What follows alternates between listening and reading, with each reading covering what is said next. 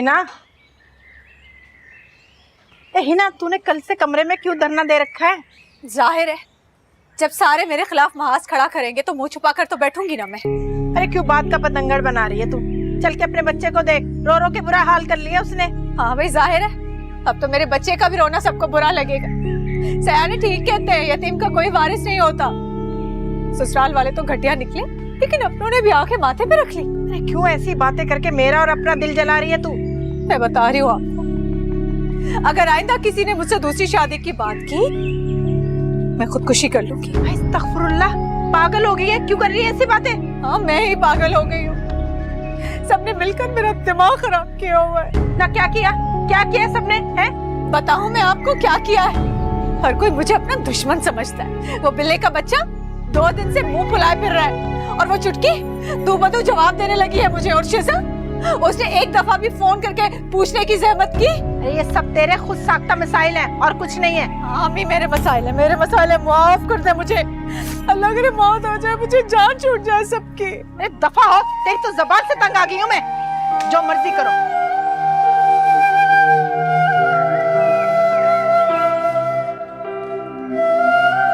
मामू ये ठीक नहीं कर रहे हमारा। तो जो हिना आपा पप्पो कर रही हैं, उसके बारे में आपका क्या ख्याल है? यार अम्मी और आपा कहाँ सुनती हैं किसी की। तो मेरे अब्बू भी आपकी अम्मी के भाई हैं, जाहिर है उनका कुछ ना कुछ तो असर आएगा ना। देखो मायरा, इस तरह बात और बढ़ जाएगी। अब पढ़ने के लिए कुछ नहीं बचा। फिलहाल आपने मुझे बहुत मायूस किया। शादी से लेकर अब तक मैंने आपके खातिर क्या कुछ नहीं किया कि घर वालों की कड़वी कसीली बातें सुनने के बावजूद भी कभी पलटकर उनको जवाब तक नहीं दिया। और उन लोगों ने, मैं मानता हूँ उन्होंने बहुत गलत किया, लेकिन तुम प्लीज मेरा यकीन करो, मैं साथ हूँ तुम्हारे। तुम प्लीज मामू को कन्विंस करने की कोशिश करो, मैं नहीं रह सकता तुम्हारे बगैर। हम सॉरी बिलाल, आपको अब्बू की बात माननी होगी। मायरा, मैं कैसे 2-2 घरों का खर्चा अफोर्ड कर सकता हूँ? तुम अच्छी तरह जानती हो, मैं कैसे तुम्हें अलग घर लेके दे दूँ? तो ठीक है, मैं भी उस घर में नहीं जाऊंगी जहाँ मुझे हर वक्त बेऔलादी के ताने सुनने को मिलते हो। अरे कोई तुम्हें ताना नहीं देगा, बस तुम मेरे साथ घर चलो। नहीं, मैं अब अब्बू की किसी भी बात से इख्तिलाफ नहीं कर सकती। और इसमें हर्जी क्या है? आप टेस्ट क्यों नहीं करवा लेते?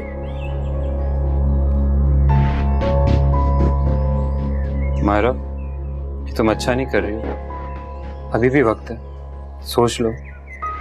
अब मेरे सोचने का वक्त नहीं है, आपके सोचने का वक्त है। आपको मेरा ख्याल करना चाहिए। ठीक, जैसे तुम्हारी मर्जी। अल्लाह हाफिज। आसमां की भी छत मुझको खाली लगे, अब तो मुमकिन नहीं मेरी किस्मत जगे। ऐसी लगन है जैसे अगन है, मन के अंदर सोनापन है। बस तुम्हारे अब्बा ने जो कुछ कहा बिल्कुल ठीक कहा। अम्मी वो तो ठीक है, लेकिन बिलाल बहुत खफा होकर गए। तुम भी तो यहाँ नाराज होके आई थी ना, उसने परवाह की इस बात की? अम्मी लेकिन वो, लेकिन कुछ नहीं। अगर तुम हार मान लोगी ना तो हमेशा ससुराल वालों की ठोकरों की जद में ही रहोगी। जरा सा अपना दिल मजबूत करो, कुछ नहीं होगा। अब इस वक्त कौन आ गया? ये वो बिलाल की नन्ही खाला होंगी। अभी थोड़ी देर पहले उनका फोन आया था, कह रही थी आऊंगी। अब ये मुसीबत कहाँ से आ गई? अम्मी इनके सामने थोड़ा मोहतात रह के बात करिएगा। आपको तो पता है ना वो 1 की 4 लगाती है। अगर उन्होंने कुछ बोल दिया ना फिर तो अल्लाह ही खैर करे। मैं तो कहती हूँ अच्छा है, जाएं बताएं तुम्हारी फूफी को कि हम किसी से डरने वालों में से नहीं है। अच्छा आप जाओ, दरवाजा तो खोलो, बाकी हिदायतें बाद में दे देना। यार तुम भाभी को लेने गए थे अपने मामू का 14 निकाह सुनने। अरे यार मैं तो माहिरा को लेने गया था, आगे से मामू ने अपने अहकामात जारी कर दिए। बड़े ही बदलिहाज मामू है तुम्हारे। अरे नहीं ऐसी बात नहीं है, तो अम्मी और आपा की वजह से कुछ खफा हैं। देखो अलहदा घर की तुक तो समझ में आती है, लेकिन ये मेडिकल रिपोर्ट्स। सच पूछो तो उनकी ये बात मुझे भी बहुत नामुनासिब लगी। भाई तो भाभी से बात करना थी ना कि अपने अब्बू को समझाएं। यार पहले वो खुद तो समझे, फिर ही किसी दूसरे को समझाएगी। वो तो मुसलसल जिद पे अड़ी हुई है कि घर नहीं जाऊंगी। ये तो बहुत गड़बड़ वाली बात है। ये मेरा तो दिमाग खराब हो गया, अजीब ही चक्रों में फंस के रह गया हूँ। चलो कोई ना कोई हल तो निकल ही आएगा, लेकिन खुदारा अपने घर की खवातीन को अपने मामू के ये मुतनाज़ा वाले जरिए मत सुनाइएगा, वरना जंगे पिलासी फिर छिड़ जाएगी। पता है मुझे। तुम फिक्र मत करो, बस अब तुम चुप करके ना तमाशा देखो, इंशाल्लाह कोई ना कोई हल तो निकल ही आएगा। एक बात कहूँ आलिया बाजी, बुरा नहीं मनाना। अरे किस किस बात का बुरा मानेंगे हम?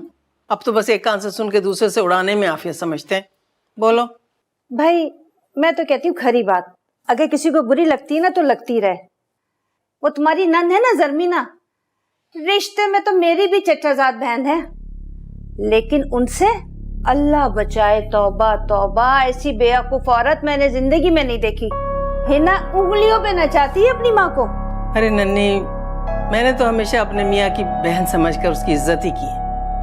बस एक बात कहूँ, मायरा के काबिल नहीं था बिलाल। क्या बताएं, बस किस्मत का हेर फेर है, इंसान क्या कर सकता है। वैसे उनके घर में फिसाद की जड़ जो है ना वो हिना है। किसी को हंसता बसता देख लेना तो मिर्गी के दौरे पड़ने लगते हैं उसे।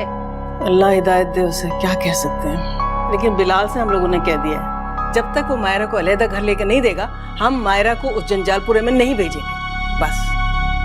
और हमने बिलाल से ये भी कह दिया है कि वो अपने सारे टेस्ट करा ले। आखिर कब तक मेरी बेटी बांझ होने के ताने सुनती रहेगी? क्या वाकई आलिया बाजी ये सब कुछ कह दिया तुमने? हाँ तो और क्या, दिन रात ससुराल के जूते खाने के लिए अपनी बच्ची को वहां भेज दें। शादी की है, कोई बेचा थोड़ी अपनी बच्ची को। एक बात कहूँ, डटी रहना तुम अपनी बात पे, अब आएगा ऊंट पहाड़ के नीचे।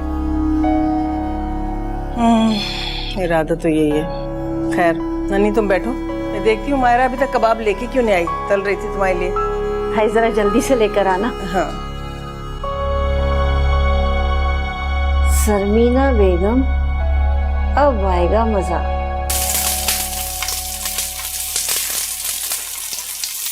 मायरा कबाब हो गए कि नहीं बेटा, जल्दी दो।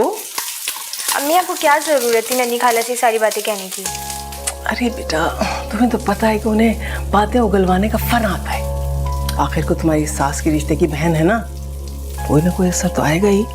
अम्मी आपको नहीं पता नन्ही खाला की आदत, एक की चाल लगाएंगी पप्पू को। नहीं बेटा, ऐसी भी बुरी नहीं बेचारी हो। बस कर दे अम्मी, फटाफट ढोल है वो जो हर वक्त बजता रहता है। खानदान की 80% लड़ाइयाँ उन्हीं की वजह से होती हैं। अरे आहिस्ता बोलो ना, राबर के कमरे में बैठी सुन लेंगी। अम्मी सुनती है तो सुनने दे, मैंने पूरी दुनिया से डरने का ठेका नहीं उठा रखा है। क्या हो गया मायरा तुम्हें? बेटा इतनी चिड़चिड़ी क्यों हो रही हो? पता नहीं अम्मी, अजीब सी बेजारी हो रही है, कुछ भी अच्छा नहीं लग रहा। ठीक है बेटा, तुम जाओ अपने कमरे में जाओ। शाबाश, जाओ जाओ जाओ जाओ बेटा। हाँ, रमला गई थी मेरे साथ, तो उसमें क्या प्रॉब्लम है? आजकल कुछ ज्यादा नहीं बनने लग गई आप दोनों में? तो इससे क्या होता? आप तो उससे इतनी खार खाते थे, अब कभी पार्लर और कभी पार्टीज में ले लेके जा रहे हैं आप उसे। तो इससे क्या होता है शिजा? तुम कब से इतनी कंजर्वेटिव हो गई हो? जब से आप इतने आला ज़र्फ हो गए हैं कि सब कुछ भुला दिया।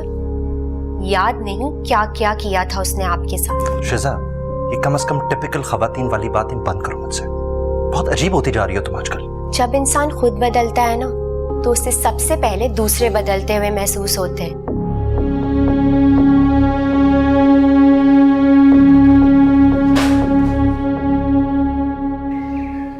तुम्हारी भावच का तो कोई इरादा नहीं लगता कि अपनी बेटी का घर बसाए। अब अलग घर लेने की डिमांड की कोई तुक थी? और क्या नन्ही खाला? और कह रही थी कि बिलाल भी अपना मेडिकल चेकअप कराए। भला हमारी अकेली बेटी बांझ होने का ताना क्यों सुने? मैं भी इस बात पर हैरान हूँ कि बिलाल ने तो मुझसे इसका कोई जिक्र ही नहीं किया। अब मान ले आप ही का जो बेटा है ना मीसना और गुन्ना है, कल से बात उसके पेट में हमें पता भी लगने ना दिया। अगर नन्ही खाला आप ना आती हमें तो खबर भी ना होती। अरे हिना, तुम्हारी माँ मेरी खालाजाद बहन है। अब इसके दिल में हो तो पता नहीं, लेकिन मेरे दिल में इसके लिए बहुत मोहब्बत है, जब तो दौड़ी चली आई। हाय नहीं नन्नी, तुम्हारा बहुत बहुत शुक्रिया। तुम्हें तो हमेशा मैंने अपनी सगी बहन की तरह समझा है। अरे इसीलिए तो सुबह ही सुबह आ गई हूँ। सारी रात नींद नहीं आई ये सोच कर के हाय मेरे बिलाल का क्या होगा। होना क्या है भाई, उसकी दूसरी शादी करेंगे डंके की चोट पर। शाहिद ने नहीं की थी क्या? अरे तो मायरा का क्या होगा? अरे तो बैठी रहे ना अपने मैके में। सोच लो, तुम्हारी सगी भतीजी है। अरे तो सगी भतीजी ने कौन सा मेरे साथ अच्छा सलूक कर दिया? मुंह फाड़ कर अलहदा होने का मुतालबा कर दिया। और मुझे क्या जरूरत पड़ी है भाई कि मैं बाजू खोल खोल कर उसके सामने खड़ी रहूं? ये सब आपकी ढील का नतीजा है, सब। हाँ हाँ, तुम भी मेरे पीछे पड़ जाओ। अरे तुम भी तो बड़ी बहन थी, तुम्हारा भी तो कुछ फर्ज बनता था कि नहीं? लो, मेरी कौन सुनता है इस घर में? नन्ही खाला, एक बच्चे की माँ हो गई हूँ, फिर भी धक्के खा रही हूँ। और हमारी भाभी को देख लो, अभी तक एक बच्चा नहीं हुआ, फिर भी नखरे नहीं खत्म हो रहे। अल्लाह की शान है। बस अब तुम तो ये करो बेटा, जल्दी से बिलाल की शादी की तैयारियां शुरू कर दो। अरे भाई इसी बहाने से कुछ रौनक लगेगी घर में। अब आप देखती जाइए मैं करती क्या हूँ। भाई ये बिस्किट तो खिलाओ, कैसे अच्छे होंगे।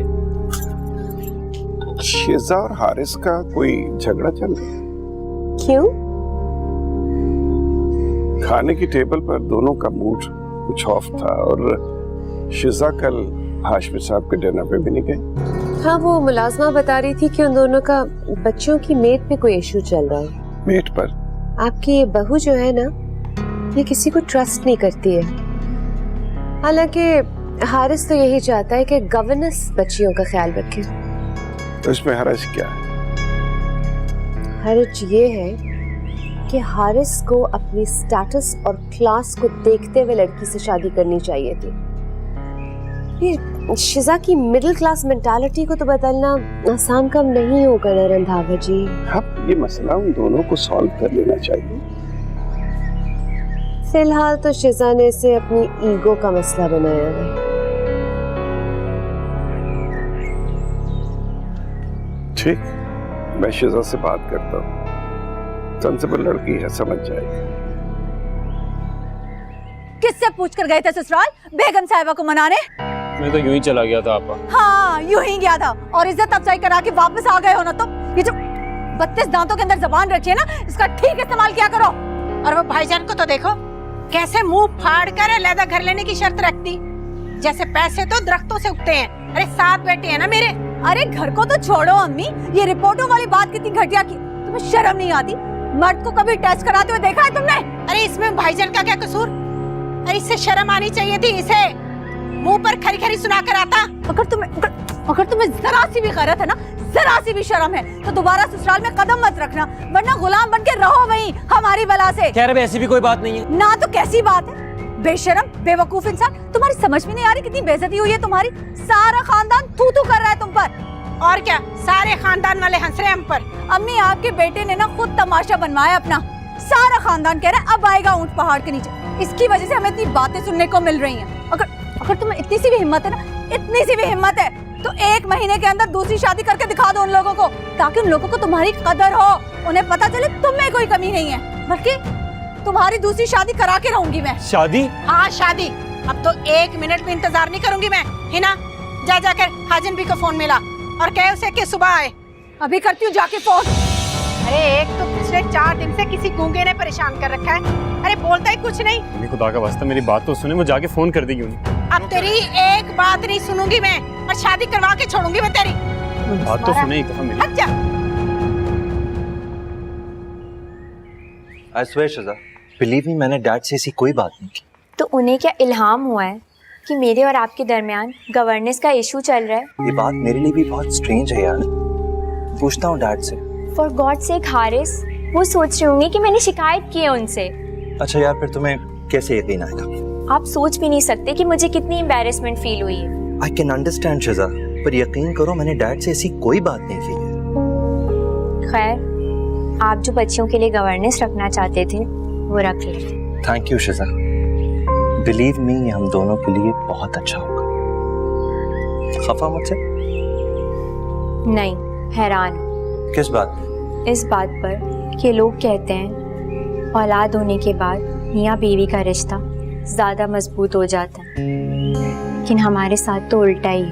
नहीं शिजा, ऐसा कुछ नहीं है, तुम बिल्कुल गलत समझ रही हो। हाँ, बस मैं ही गलत हूँ, बाकी सब तो सही है ना।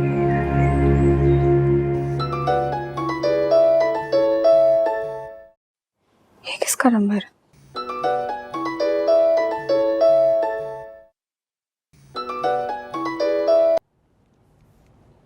हेलो, कौन? हेलो स्वीटहार्ट, ये मैं हूँ तुम्हारा फैयाज, और मैं ही तुम्हें पीटीसीएल पे फोन कर रहा था। क्यों फोन किया मुझे? ये बताने के लिए कि मैं पाकिस्तान वापस आ गया हूँ। सख्त शर्मिंदा हूँ अपने किए पे। मुझे तुमसे कोई बात नहीं करनी है, बंद करो फोन। लेकिन मुझे तो हर बात तुमसे ही करनी है। क्यों पीछे पड़ गए हो मेरे? आखिर क्या बिगाड़ा है मैंने तुम्हारा? फिर अब मुझे अपनी गलती का एहसास हो गया है और मैं इसका मदावा करना चाहता हूँ। प्लीज प्लीज एक बार मिल लो मुझसे, ताकि दोबारा अगवा कर सको मुझे, है ना? अब ऐसा कुछ नहीं होगा, मेरा एतबार करो, एक बार, सिर्फ एक बार मुझसे मिल लो। मैं नहीं आऊंगी, सुन लिया तुमने? नहीं आऊंगी मैं। देखो, अगर तुम नहीं आई ना तो मैं खुद आ जाऊंगा। इतनी हिम्मत है ना, तो आ जाओ।